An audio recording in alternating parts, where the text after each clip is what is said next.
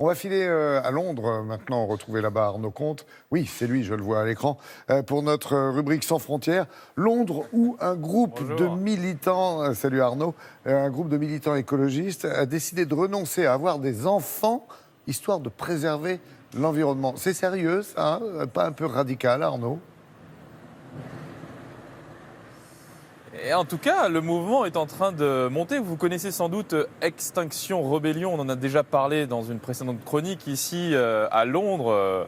Et pour cette rubrique Sans frontières, vous savez, c'est un mouvement social qui est né en Angleterre, qui rassemble des populations assez jeunes qui manifestent par milliers dans les rues pour dénoncer justement le changement climatique. Eh bien, il y a un nouveau mouvement qui est né, issu d'Extinction Rebellion, avec des gens qui expriment justement leur désir de ne pas avoir d'enfants, non pas parce qu'ils considèrent que leurs futurs enfants ne seront pas heureux dans un monde pollué avec des pesticides, etc., mais parce qu'ils considèrent qu'avoir des enfants, finalement, eh bien, à la chaîne, cela augmentera les émissions de CO2 et cela augmentera la pollution de la planète. Et vous allez voir, je ne vais pas vous spoiler, comme on dit, que quelqu'un de très célèbre ici au Royaume-Uni a même exprimé aussi leur désir de n'avoir qu'un enfant. Vous allez voir, cette personne est très célèbre, je ne vous en dis pas plus. C'est le reportage réalisé ce matin par Astrid Agopian. Sur les réseaux sociaux, leurs témoignages se multiplient. J'ai déjà pris ma décision. Je n'aurai pas d'enfant biologique. L'idée même d'élever un enfant dans un tel monde me terrifie. Le mouvement Birth Strike, grève de la naissance en français, regroupe des personnes décidées à ne pas avoir d'enfants pour, disent-ils, sauver la planète. La plupart d'entre eux sont issus du groupe écologiste radical Extinction Rebellion. Un mouvement de désobéissance civile qui s'est fait connaître par ses actions coup de poing, comme ici en avril dernier sur le pont Waterloo à Londres. Ne pas avoir d'enfants, plus qu'un choix personnel pour eux, c'est avant tout un acte politique. J'ai décidé de ne pas avoir d'enfants biologiques afin de pouvoir consacrer mon temps et mon énergie à militer. Car de nombreuses personnes ont du mal à prendre cette décision. Je veux faire prendre conscience de ce qui se passe, parce que si nous n'avons pas de futur, les gens ne vont pas se sentir assez en sécurité pour avoir des enfants. Une inquiétude qui au Royaume-Uni ne concerne pas que les militants. Le changement climatique est aussi un enjeu pris très au sérieux au sein de la famille royale. Il y a 4 mois, le prince Harry et son épouse Meghan Markle présentaient leur premier enfant, Archie. Mais quelques semaines plus tard, Harry fait une annonce quelque peu surprenante.